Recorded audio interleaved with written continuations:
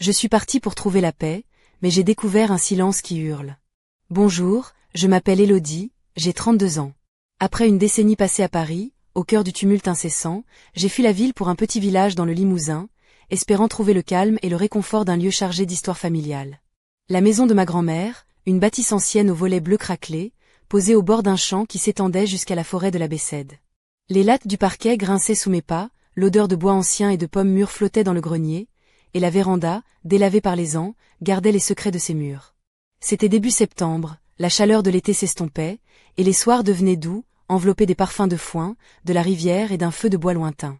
Les premiers jours, je me promenais pieds nus dans l'herbe, vêtu d'une robe légère, sans rien dessous, laissant la ville s'effacer peu à peu, comme une peau morte que l'on oublie d'emporter. Une sensation de légèreté oubliée me traversait, fragile et délicate. Pourtant, très vite, quelque chose d'étrange s'installa. Ce n'était pas la solitude qui me pesait, mais cette sensation persistante d'être observé. Souvent, je restais figé sur le seuil, scrutant les arbres, ou me retournais brusquement au moindre craquement. Même par les chaudes nuits, je fermais les fenêtres, comme pour me protéger d'un regard invisible. C'est à ce moment-là que je compris que j'avais besoin de quelqu'un. Pas seulement pour combler le vide, mais pour me sentir protégé. Je me rappelais alors un chien. À Paris, sur un forum, j'avais lu que dans les refuges français, on donnait souvent des chiens adultes, parfois de grande taille. J'allumai mon ordinateur, et en moins d'une heure, je trouvai celui qu'il me fallait. Il s'appelait Lou. Un berger des Pyrénées de 6 ans, abandonné par une famille du Lot-et-Garonne à cause d'une allergie d'enfant. Classique. Sur la photo, il avait un air presque irréel, massif, avec un large front et des yeux noisettes empreints d'une sagesse rare. Je n'hésitais pas. Le lendemain, j'étais à la gare routière pour l'accueillir. Quand je l'ai vu pour la première fois, mon cœur s'est emballé comme jamais. Il était immense, la fourrure dense, argentée, le regard lourd mais doux. Lorsqu'il s'approcha, renifla ma main et lécha mes doigts, tout devint évident. Il était à moi. Son nom lui allait parfaitement, Lou, pas un chien, un gardien. Nous rentrâmes en minibus, je m'assis au fond, Lou couché à mes pieds. Les gens s'écartaient, mais je m'en moquais. Les premiers jours furent ceux de la découverte, 2 étrangers apprenant à se connaître. Je portais un simple t-shirt noir et un short confortable, pieds nus. Il me suivait partout, collé à mes pas. Parfois, assis sur le rebord d'une fenêtre avec une tasse de tisane, il s'allongeait à côté de moi, sa patte effleurant doucement ma jambe. Ces contacts, inattendus et intimes, réveillaient en moi une sensation que je n'avais jamais connue. Je me réveillais le matin dans ma longue chemise ample, sans sous-vêtements, seule dans cette maison. Lou venait toujours jeter un œil à la porte de ma chambre, sans entrer, comme s'il lisait en moi. Parfois, quand je m'étirais, dévoilant un peu ma cuisse, il détournait les yeux, me troublant bien plus que n'importe quel regard masculin. Un jour, dans le jardin, je portais une longue nuisette et un peignoir léger, les cheveux encore humides après la douche. Lou reposait à l'ombre, mais dès que je m'approchai, il se redressa et posa sa tête sur mon ventre. Restai figue. Son souffle chaud, son front contre moi. Frisson parcourut ma peau. C'était étrange, inhabituel, mais pas effrayant. Les voisins commençaient à murmurer. La citadine avec son chien, elle perd la tête, disait Madame Dupont en passant la tête par-dessus la clôture. Je les entendais et souriais. S'ils savaient à quel point ils me sauvaient du silence nocturne. Lou n'était pas qu'un chien, il était mon corps, mon rythme, mon reflet. L'air frais du matin caressait doucement mon visage tandis que je sortais sur la véranda, emmitouflée dans une robe en coton légère, couleur crème, qui dessinait subtilement mes formes sans jamais être trop provocante. Mes pieds nus touchaient les lattes usées, encore fraîches de la rosée, et Lou était déjà là, couché à mes côtés, sa tête massive reposant sur ses pattes avant, ses yeux noisettes brillant d'une douce vigilance. Cette maison, avec ses murs épais et son vieux parquet craquant, était devenue mon refuge, un sanctuaire où chaque coin portait la mémoire de ma grand-mère et la promesse d'un nouveau départ. Pourtant, malgré cette sérénité apparente, une tension sous-jacente s'insinuait dans l'air, une présence invisible que je ne pouvais ignorer. Depuis mon arrivée, j'avais adopté un rythme paisible. Les matinées se déroulaient entre la préparation du petit déjeuner sur la vieille table en chêne, les promenades dans les champs environnants, et les après-midi passés à lire ou à écrire au coin du feu. Lou, silencieux et attentif, ne me quittait pas d'une semelle. Parfois, je surprenais son regard scrutant l'horizon, comme s'il guettait quelque chose que je ne pouvais voir. Cette proximité me rassurait, mais éveillait aussi une curiosité inquiétante. Qui ou quoi pouvait bien troubler cette quiétude? Un après-midi, alors que le soleil déclinait doucement, teintant le ciel de nuances orangées, je décidai d'aller arroser mes quelques plants de tomates dans le jardin. Je portais une longue chemise blanche, légèrement transparente, qui flottait autour de mes jambes, révélant par moments la courbe de mes cuisses. Lou me suivait, son pas lourd mais silencieux, la queue basse mais alerte. Soudain, un bruissement dans les buissons attira son attention. Il se figea, les oreilles dressées, un grondement sourd commença à monter dans sa gorge. Mon cœur s'accéléra. Je ne vis rien au début, mais le sentiment d'être observé se fit plus fort, plus oppressant. Ce fut à ce moment précis qu'il apparut. Un homme grand, robuste, vêtu d'un vieux blouson de cuir noir et d'un jean usé, la barbe mal rasée, les yeux d'un gris acier perçant. Il se tenait là, à la lisière du jardin, immobile, comme une ombre sortie du passé. Je ne le connaissais pas, mais son regard semblait chargé de souvenirs que je ne voulais pas réveiller. Lou bondit, se dressant entre moi et cet inconnu, ses crocs légèrement découverts. L'homme esquissa un sourire froid, presque moqueur, et s'avança d'un pas lent, déterminé. « Tu n'es pas d'ici », dit-il d'une voix rauque. « Mais tu restes, malgré tout. » Je restai silencieuse, le souffle court, tandis que Lou grognait de plus en plus fort. Ce moment scella quelque chose d'indéfinissable entre nous. Je ne savais pas encore que cette rencontre marquerait le début d'un combat bien plus intense que tout ce que j'avais pu imaginer. Cette silhouette sombre, cet homme au regard d'acier, était venu troubler la fragile paix que j'avais tant cherchée. Je me tenais là, immobile, sous le ciel qui s'assombrissait peu à peu, tandis que Lou restait vigilant, ses muscles tendus, prêt à bondir au moindre geste suspect. Son regard, fidèle et protecteur, croisait celui de cet inconnu, et quelque chose d'invisible semblait se jouer entre eux, une tension électrique que je ne comprenais pas encore pleinement.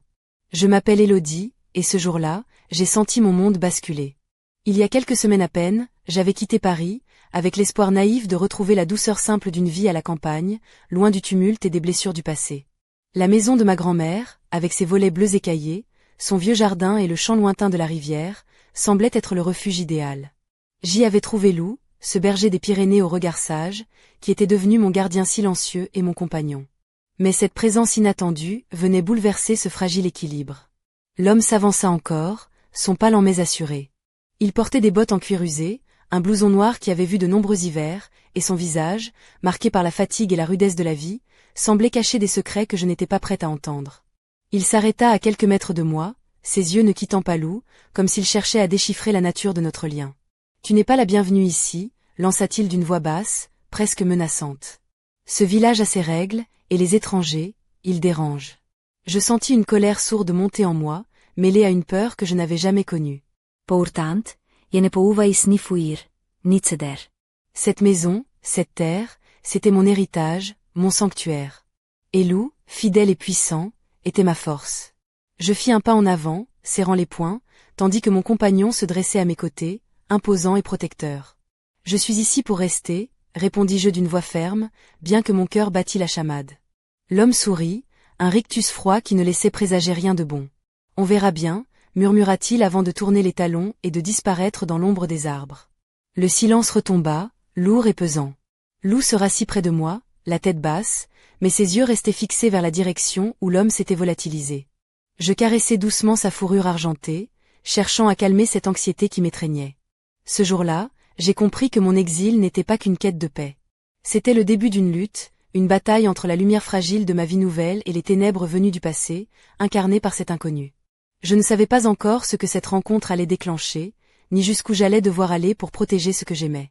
Mais une chose était sûre, je n'étais plus seule. Lou était là, et ensemble, nous ferions face. Les jours suivants, le calme apparent du village masquait une inquiétude croissante. Chaque matin, je me levais avec cette sensation oppressante, comme si un poids invisible pesait sur mes épaules. La maison de ma grand-mère, avec ses murs épais et son parquet qui grinçait doucement sous mes pas, semblait soudain moins accueillante. Pourtant, je m'efforçais de reprendre mes habitudes, de retrouver cette sérénité fragile qui m'avait attiré ici. Lou restait mon ancre, fidèle et silencieux, toujours à mes côtés. Je me souviens de ce matin précis, où le soleil perçait à peine à travers les rideaux légers de la véranda. J'avais enfilé une robe d'été bleue, fluide, qui caressait mes jambes nues, et mes pieds étaient délicatement posés sur le vieux parquet refroidi par la nuit. Lou dormait à mes pieds, sa respiration régulière apaisant un peu mon esprit tourmenté. Je m'étais préparé un café, le parfum chaud emplissant la pièce, et j'avais décidé d'aller marcher dans les champs avant que la chaleur ne devienne écrasante. Le chemin serpentait entre les rangées de tournesols qui se tournaient doucement vers le soleil, et l'air était chargé des senteurs de la terre humide et du foin fraîchement coupé. Je marchais pieds nus dans l'herbe, sentant la fraîcheur du sol sous mes pieds, la robe légère flottant autour de mes jambes, quand soudain, un bruit derrière moi me fit sursauter. Lou se redressa d'un bond, ses oreilles aux aguets, ses yeux fixés sur un point invisible dans la campagne. Je ne vis rien au premier instant, mais une ombre se dessina entre les arbres, une silhouette familière et menaçante. C'était lui, l'homme au regard d'acier, qui revenait, plus proche cette fois. Il avançait lentement, un sourire en coin, comme s'il savourait chaque seconde de cette confrontation silencieuse. Mon cœur se serra tandis que Lou se plantait fermement entre nous, le poil du cou hérissé, prêt à défendre ce territoire que j'avais choisi comme refuge. « Tu penses vraiment pouvoir t'installer ici sans conséquence ?» lança-t-il d'une voix glaciale. « Ce village n'est pas pour les faibles. » Je sentis une colère brûlante monter en moi, mêlée à une peur sourde. Mais je ne voulais pas montrer de faiblesse. Je relevai la tête, les yeux dans les siens, et répondis d'un ton ferme. « Je suis ici pour rester. Et je ne partirai pas. » Il ricana, un son dur, presque moqueur, et s'éloigna, disparaissant à nouveau dans les ombres des bois. Lou grogna doucement, comme pour me rassurer, avant de se coucher à mes pieds. Je restai là, le souffle court, consciente que cette rencontre n'était qu'un prélude à des jours bien plus sombres. Mais je savais aussi que je n'étais plus seule. Avec Lou, je me sentais prête à affronter ce qui venait, même si je ne savais pas encore jusqu'où cette lutte me mènerait. Les jours passaient, et la tension ne faisait que croître, épousant chaque instant de mon existence comme une ombre insidieuse. La vie dans le village, jadis paisible, semblait désormais empreinte d'un silence lourd, chargé d'une menace latente que je ne pouvais ignorer. La maison de ma grand-mère, jadis refuge chaleureux, était devenue une forteresse fragile où chaque bruit me faisait sursauter. Pourtant, malgré cette atmosphère pesante, Lou demeurait mon pilier inébranlable, toujours à mes côtés, prêt à défendre ce qui m'était cher. Un soir, alors que le ciel s'embrasait d'un rouge profond, je m'étais installée sur les marches de la véranda, vêtue d'une robe en maille couleur bordeaux, douce et légèrement moulante, qui épousait mes formes avec délicatesse. Mes jambes nues frissonnaient sous la brise fraîche du crépuscule, tandis que mes doigts caressaient doucement la tête massive de Lou, allongée à mes pieds. Ses yeux ambrés brillaient dans la pénombre, attentifs à chaque son, chaque mouvement. C'est dans ce moment suspendu que le silence fut brisé par un coup sec, répété, insistant, frappant à la porte d'entrée. Mon cœur s'emballa, et Lou se redressa immédiatement, grognant avec une intensité qui fit vibrer l'air autour de nous. Je me levai lentement, enfilant un peignoir léger par-dessus ma robe, mes cheveux encore humides tombant en mèches désordonnées autour de mon visage. Je n'étais pas prête à affronter ce qui m'attendait, mais je savais que je ne pouvais reculer. « Qui est là ?» demandai-je d'une voix tremblante, essayant de masquer ma peur. Une voix rauque répondit, pleine d'arrogance et de défi. « C'est moi, Élodie. Ouvre, on doit parler. » Je reconnus immédiatement le timbre de l'homme au regard d'acier, et un frisson glacé me parcourut. Je serrai le peignoir autour de moi, consciente que derrière cette porte se cachait une menace bien plus grande que je ne l'avais imaginée. Lou se plaça devant moi, une barrière vivante entre moi et cet intrus. « Je ne veux pas de problème, » dis-je fermement. « Tu n'as pas ta place ici. »« Oh, mais je suis déjà là, » répondit-il avec un sourire cruel. « Et je compte bien le rester. » Le grondement de Lou monta d'un cran, sa posture devenant plus agressive, tandis que je reculais, cherchant désespérément un moyen de me protéger.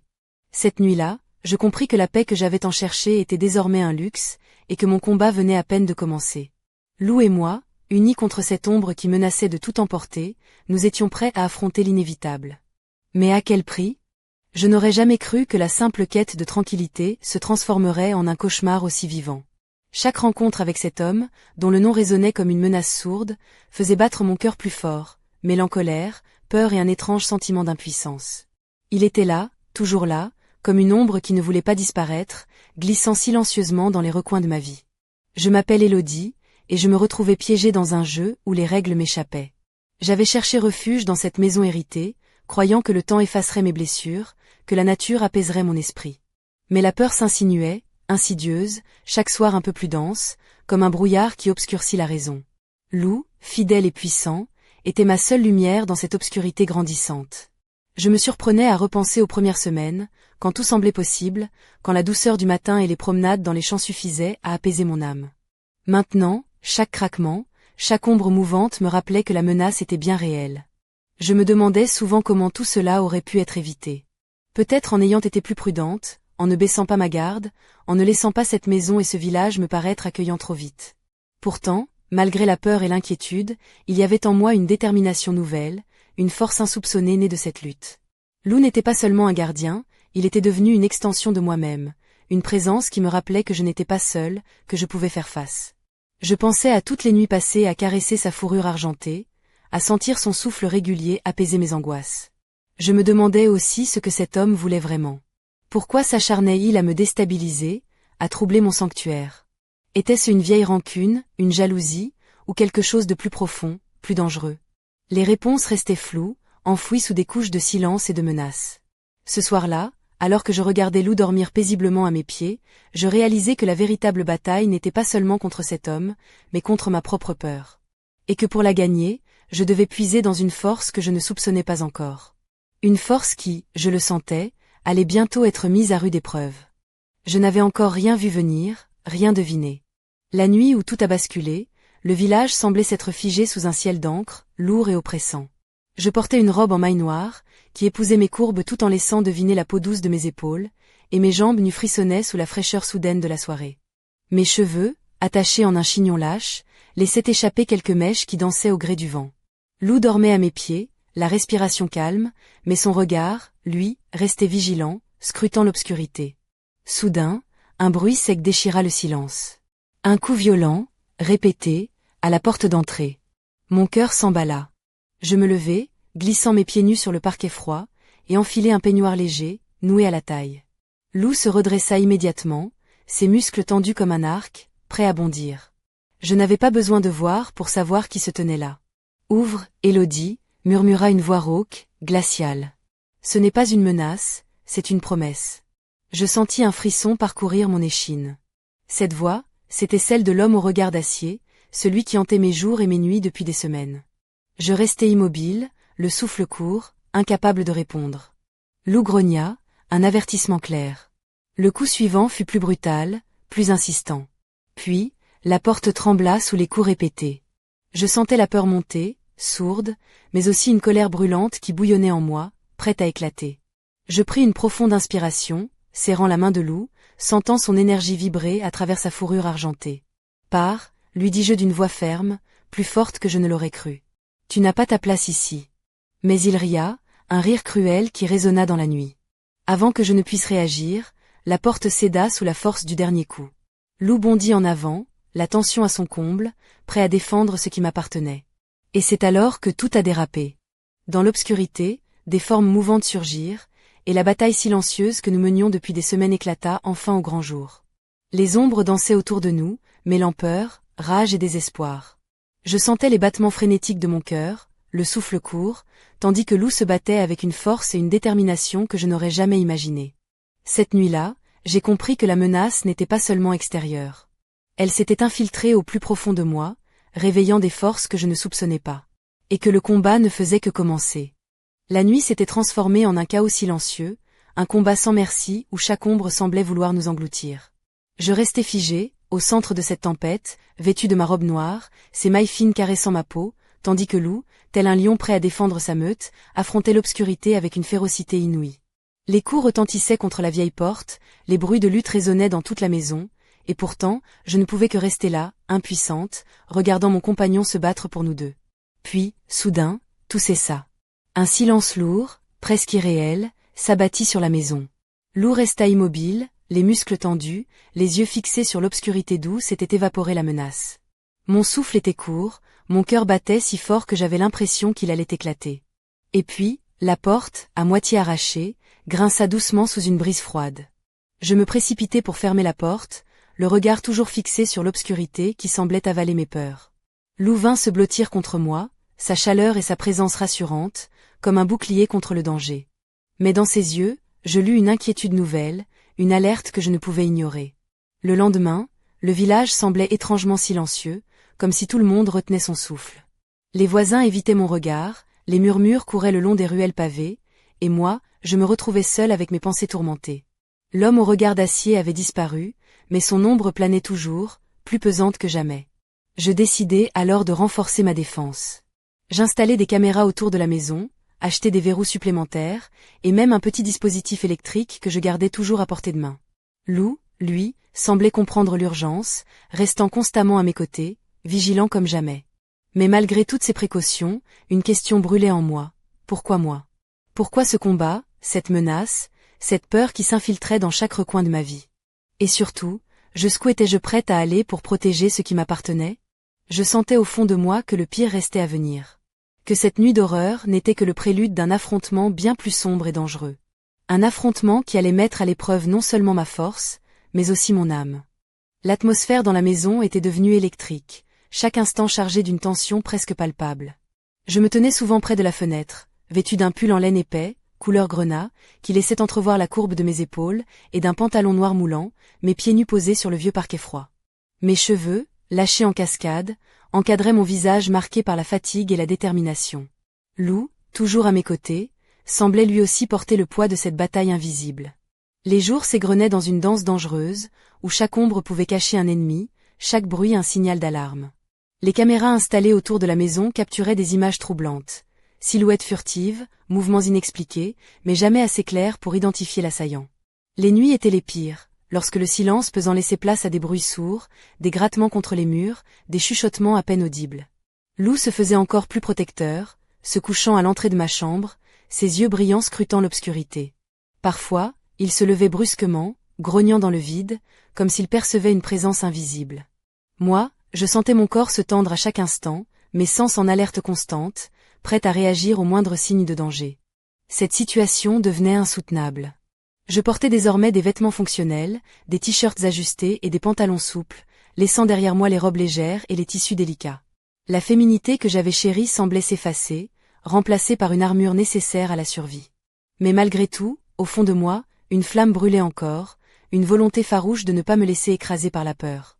Puis, un soir, alors que je vérifiais les enregistrements des caméras, mon sang se glaça. Une silhouette se détachait nettement, un homme, grand, le visage masqué par une capuche sombre. Mais à ses pieds, 2 points lumineux brillaient, identiques aux yeux de Lou. Ce n'était pas lui. Quelque chose d'autre rôdait dans l'ombre, une présence nouvelle, plus sinistre, plus insidieuse.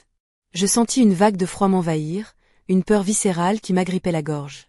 Lou posa sa tête sur mes genoux, comme pour me rassurer, mais ses yeux trahissaient l'inquiétude. Nous étions pris au piège dans un jeu dont les règles nous échappaient. Et je savais, au plus profond de moi, que cette bataille allait bientôt atteindre son paroxysme. Que la tempête était sur le point de tout emporter sur son passage. Le lendemain, je me tenais devant le miroir ancien de la chambre, vêtu de ce jean brut et de ce pull gris qui s'accrochait à mes formes avec une simplicité presque brutale. Mes cheveux, noués en une queue de cheval haute, laissaient apparaître la nuque découverte, vulnérable mais fière. Mes yeux, eux, trahissaient une fatigue mêlée à une résolution nouvelle, celle d'une femme prête à affronter son destin, coûte que coûte.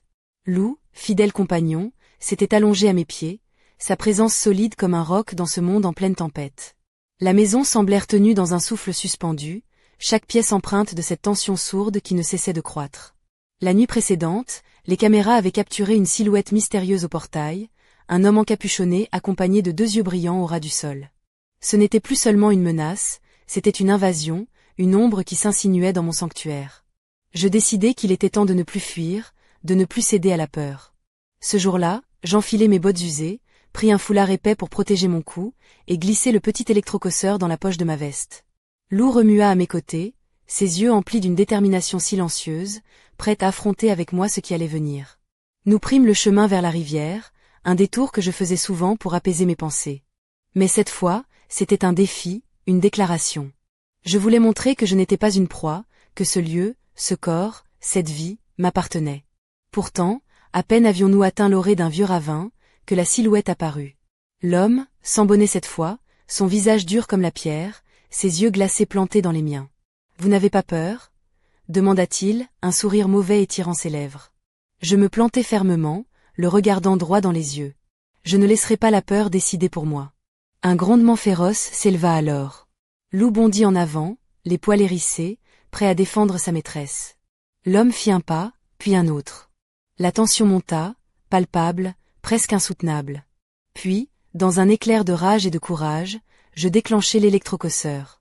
Le cri de douleur brisa le silence, et l'homme recula, surpris. Il cracha des mots menaçants, mais je ne le laissai pas parler. Je tirai Lou vers moi, et nous rebroussâmes chemin, le cœur battant, mais la tête haute. Cette nuit-là, j'ai compris que j'étais plus forte que mes peurs, que la violence ne pouvait pas me briser. Mais je savais aussi que cette histoire n'était pas finie. Que derrière l'ombre de cet homme, d'autres secrets attendaient d'être révélés. Mon combat venait juste de commencer. Et je ne serais pas seul.